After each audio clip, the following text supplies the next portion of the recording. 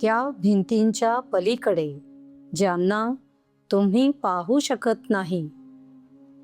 जेव्हा मनाचे मोकळेपण पूर्वाग्रहाची जागा घेते. दाजी. शहाजहांपूरमधील योगाश्रमाच्या सुवर्ण महोत्सवानिमित्त दाजींनी दिलेला संदेश.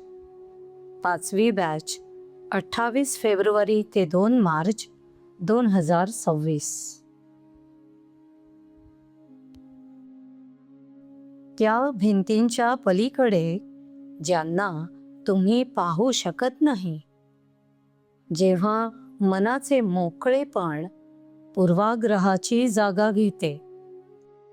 प्रिय मित्रांनो, एका माणसाला वारसा हक्काने एक घर मिळते, ज्याच्या प्रत्येक भिंतीवर रंगीत काचांच्या खिडक्या असतात आणि त्यातील प्रत्येक तावदान बाहेरील जग एका विशिष्ट रंगातच दाखवते.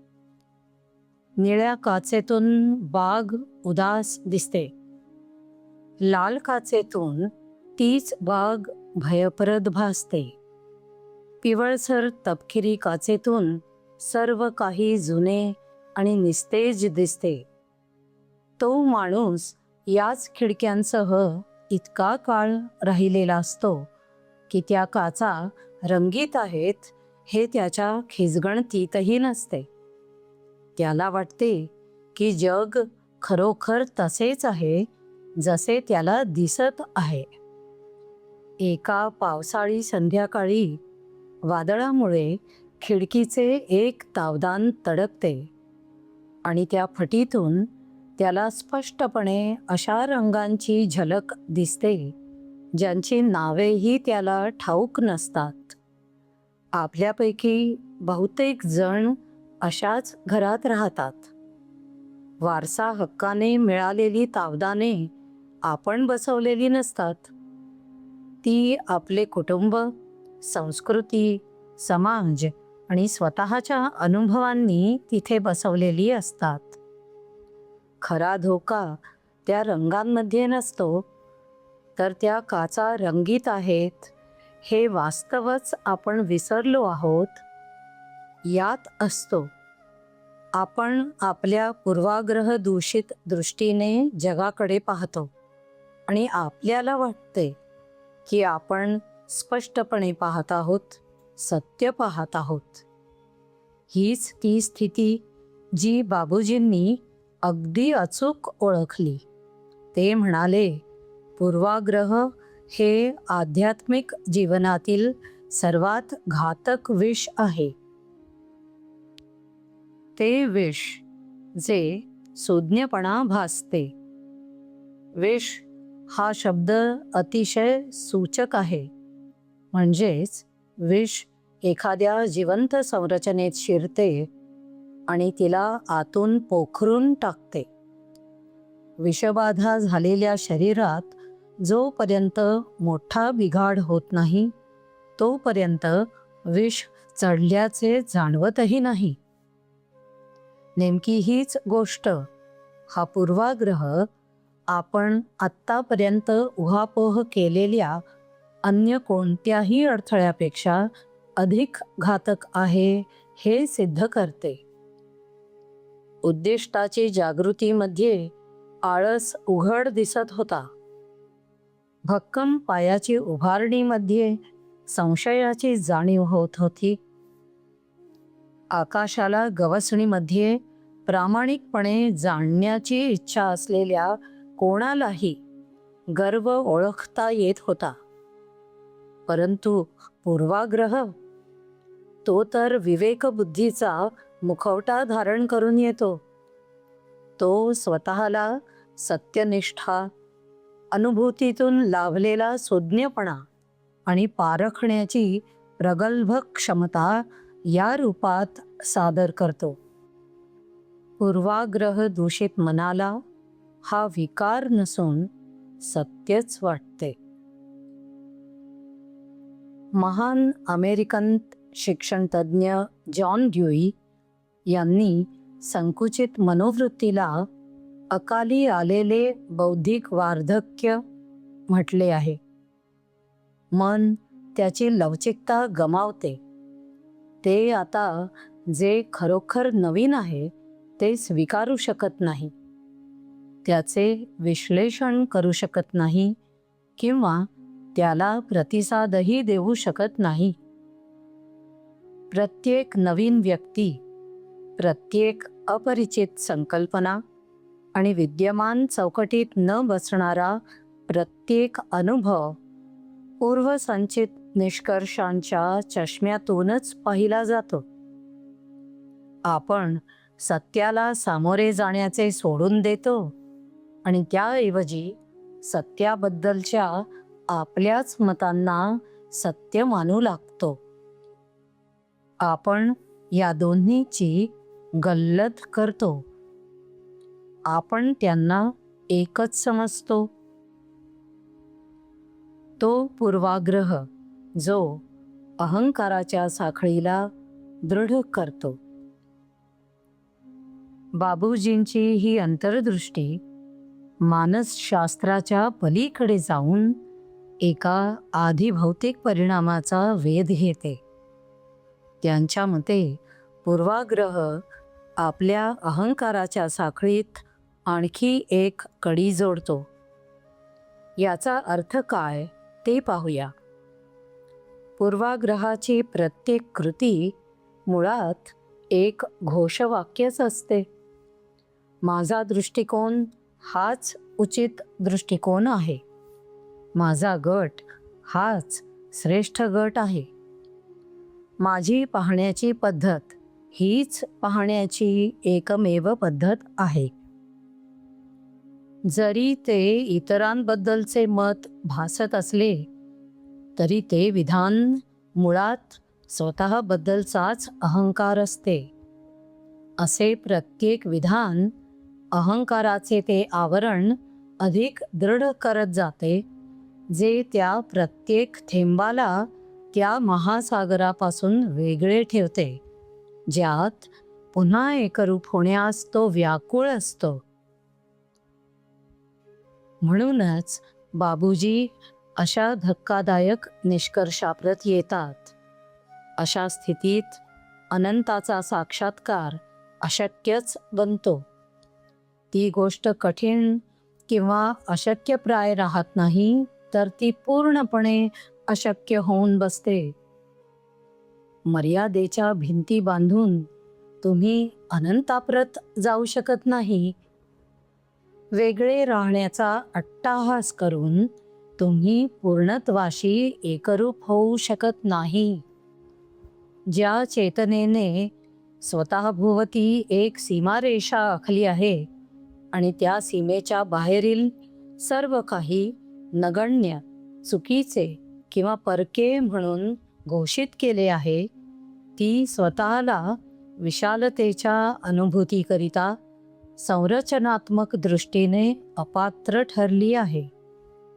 हे पूर्णतः तर्कसंगत आहे. तो सेतू जो भिंत बनला. बाबूजींच्या विश्लेषणातील सर्वात गंभीर पैलू म्हणजे कदाचित पूर्वाग्रहांच्या प्रभावाने खुद्द धर्माची होणारी अवस्था. धर्म, ज्याची रचना मानव आणि परमात्मा यांच्यातील एक सेतू म्हणून केली गेली होती, तोच त्याऐवजी एक अडथळा बनतो. जोडण्याचे तेच साधन विलग करण्याचे माध्यम बनते. कसे? कारण जेव्हा आपण माझाच धर्म हा एकमेव खरा धर्म आहे या चष्म्यातून पवित्रतेकडे पाहतो, तेव्हा आपण दिव्यतेच्या चैतन्यमय अनुभूतीच्या जागी बाह्य स्वरूपाप्रती असलेल्या एका निर्जीव निष्ठेला महत्त्व देतो. आपण कलशाला पूजतो, पण ज्या जीवनामृतात त्याचे सार्थक आहे त्या पाण्यालाच विसरतो. ही समस्या कोणत्याही एका विशिष्ट परंपरेपुरती मर्यादित नाही, जिथे जिथे मानव चंद्राकडे निर्देश करणाऱ्या बोटालाच चंद्र समजण्याची चूक करतात, तिथे तिथे ही प्रवृत्ती जिवंत असते. ही प्रवृत्ती त्या हिंदूमध्ये राहते जो मुस्लिमाच्या शेजारी बसून ध्यान करणार नाही. ही त्या शास्त्रज्ञामध्ये राहते जो सर्व आध्यात्मिक अनुभूतींना केवळ भ्रम मानून नाकारतो. आणि जर आपण स्वतःच्या बाबतीत निष्ठुरपणे प्रामाणिक असू, तर ही प्रवृत्ती आपल्यातही कुठेतरी शांतपणे दबा धरून बसलेली असू शकते. अशा कोपऱ्यांमध्ये ज्यांचे आपण अद्याप परीक्षण केलेले नाही, अशा गृहीतकांमध्ये जी आपल्या इतकी अंगवळणी पडली आहेत की ती केवळ गृहीतके आहेत, याचाच आपल्याला विसर पडला आहे. काचेला काय वितळवते? जसे रिकाम्या पेल्यात काहीतरी स्वीकारण्याची क्षमता असते, तसेच रिक्त हृदयात प्रेमासाठी जागा असते. प्रेम ही आपण निर्माण करण्याची गोष्ट नव्हे, तर जेव्हा आंतरिक स्थिती अनुकूल असते तेव्हा ते उमलते. पूर्वाग्रह हे अशा खोलवर गेलेल्या मुळांपैकी एक आहे जे उपटून टाकल्याशिवाय प्रेमाला उमलण्यास वाव मिळत नाही. आणि असे असूनही वास्तविक प्रेम हीच ती ऊर्जा आहे जी पूर्वाग्रहांना आतून वितळवून टाकते. भय संकुचित करते तर प्रेम फैलावते. आणि पूर्वाग्रह जो मुळात एका निश्चित स्थानाभोवती झालेले चेतनेचे आकुंचन आहे, तो या यथार्थ विस्तारामध्ये तग धरू शकत नाही. याच ठिकाणी ध्यानाची अपरिहार्यता सिद्ध होते. युक्तिवादाने स्वतःची समजूत काढून प्रत्येकावर प्रेम करण्यास आपण स्वतःला बाध्य करू शकत नाही, किंवा स्वतःच्या संकुचितपणाचा अपराधबोध बाळगून आपल्याला मोकळेपणाचा आवही आणता येत नाही. गहन ध्यान साधनेतून लाभलेल्या प्रगाढ शांतीमध्ये जेव्हा विचार दिव्य प्रकाशाच्या स्रोतावर स्थिर होतो व मनातील काहूर शमते, तेव्हा काहीतरी विलक्षण घडते. आपण निर्माण केलेल्या सीमा केवळ आपल्याच कल्पनेचा खेळ वाटू लागतात. आपल्याला जाणीव होते की या सीमा म्हणजे वास्तव नव्हे किंवा सत्यही नव्हे, तर त्या केवळ मनाच्या सवयी, साचेबद्ध प्रतिक्रियात्मक वृत्ती आणि पिढ्यानपिढ्या चालत आलेले ते निष्कर्ष आहेत, ज्यावर प्रश्नचिन्ह उपस्थित करण्याचा विचारही आपल्या मनाला शेवला नाही. प्राणाहुतीद्वारे, दिव्य ऊर्जेच्या संप्रेषणाद्वारे जेव्हा मनाच्या चौकटींपलीकडील अथांगतेचा साक्षात स्पर्श होतो, तेव्हा हृदय कोमल आणि प्रवाही बनते. त्या अथांग विस्तारामध्ये पूर्वाग्रहाला मुळीच थारा नसतो. त्याच्याशी लढा देऊन त्याला पळवून लावले म्हणून नव्हे, तर ज्या क्षेत्रावर त्या पूर्वाग्रहाने कब्जा केला होता त्याच्या पलीकडे आपला विस्तार झालेला असतो म्हणून. एखादी नदी महासागराला जाऊन मिळते तेव्हा ती कोणत्या अरुंद दऱ्याखोऱ्यातून वाहून आली याचे तिला भान उरलेले नसते, कारण आता ती अशा नगण्य ओळखीच्या पल्याड असते. ती स्वतःच अथांग महासागर झालेली असते. काचेतील तडा पूर्वाग्रह केवळ तो बाळगणाऱ्या व्यक्तीचेच नुकसान करत नाही, तर त्याचे पडसाद सर्वत्र उमटतात. इतरांना त्याची झळ बसते. मुले तो नकळत आत्मसात करतात आणि त्याच्या अदृश्य सीमारेषांमुळे समाजाला तडे जातात, त्याचे तुकडे होतात. जेव्हा बाबूजींनी लिहिले की भारताने राजकीय स्वातंत्र्य तर मिळवले आहे, पण आत्म्याचे स्वातंत्र्य नाही, तेव्हा त्यांनी एका शाश्वत सत्याकडे लक्ष वेधले. आंतरिक मुक्तीशिवाय मिळालेली बाह्य मुक्ती अपूर्णच होय. आपल्या अंतर्मनातील वातावरणाची तपासणी करण्याची जबाबदारी आपल्या प्रत्येकाची आहे. यासाठी स्वतःकडे अपराधी भावनेने पाहण्याची अजिबात गरज नाही, कारण अपराधबोध हा संकुचित वृत्तीचाच एक प्रकार आहे. त्याऐवजी प्रामाणिक जिज्ञासेने आत्मपरीक्षण करून पहा. मी कोणाचे ऐकून घेणे थांबवले आहे का? नव्या पुराव्यांची म्हणजेच अनुभूतींची वाट न पाहता एखादी व्यक्ती, एखादा मार्ग किंवा एखादी संकल्पना माझ्या उपयोगाची नाही, असा निर्णय मी आधीच घेतला आहे का? मी हसव्या आत्मविश्वासालाच सत्य समजण्याची गफलत तर केली नाही ना? वारसा हक्काने मिळालेल्या घरात राहणाऱ्या त्या माणसाला आपल्या खिडक्या संपूर्ण उखडून टाकण्याची गरज नव्हती. त्याला गरज होती ती केवळ एका सूक्ष्म फटीची, झरोक्याची, ज्यातून न झाकोळलेल्या तेजस्वी प्रकाशाची, सत्याची तिरीप आत येऊ शकेल. धारणांना तडा जाणे हीच आध्यात्मिक मुक्तीची पहाट असते. आध्यात्मिक मुक्ती म्हणजे अचूक उत्तरांचा संचय करणे नव्हे, तर आपल्याकडे असलेल्या उत्तरांचा अट्टाहास सोडण्याची तयारी असणे. अथांग सत्यासमोर नतमस्तक होऊन स्वतःची पुनर्घडण होऊ देणे. ज्या भिंती आपल्याला दिसत नाहीत त्या पाडणे नेहमीच महाकठीण असते, परंतु हे कार्य करणे सार्थ ठरवणारे गहन मूक सत्य असे आहे. आपण त्या भिंती जबरदस्तीने तोडत नाही. आपण स्वतःच इतके विशाल होतो, विस्तारित होतो, की त्या भिंतींच्या आत राहणे आपल्याला असह्य होते आणि अंततः त्या आपोआप विरघळून जातात.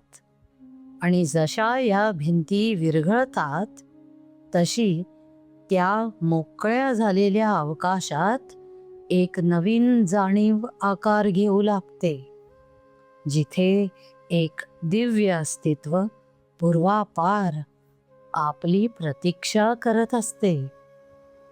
पुढील संदेशात आपण नेमके हेच जाणून घेणार आहोत. असा क्षण जेव्हा सर्व अडथळ्यांपासून मुक्त झालेले प्रेम आपली संपूर्ण ऊर्जा परमसत्याकडे, दिव्यतेकडे वळवते व भक्ती बनते. प्रेम आणि प्रार्थनेसह कमलेश. शहाजहांपूरमधील योगाश्रमाच्या सुवर्ण महोत्सवानिमित्त दाजींनी दिलेला संदेश. 5वी बॅच 28 फेब्रुवारी ते 2 मार्च 2026. पूज्य दाजी यांच्यासोबत मास्टर क्लासेस. तुम्ही हार्टफुलनेस ध्यानाची सुरुवात केव्हाही करू शकता.